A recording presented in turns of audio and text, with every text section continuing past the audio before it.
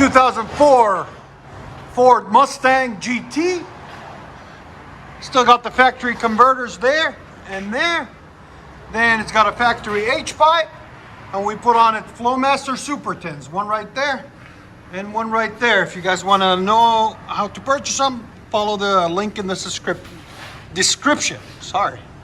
Then it's got 2 1/4 original tailpipes on it on this side and this side. There's the FLOWMASTER super tins. We will let you guys hear it in a minute. Hope you guys like it. Got a nice fat wing on it too.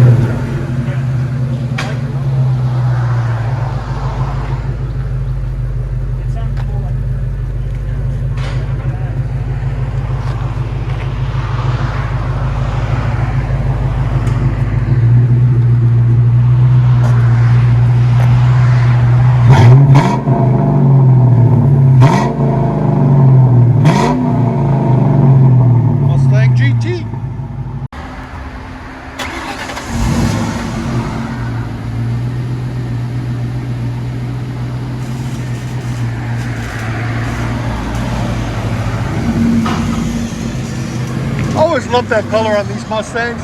It's a nice color.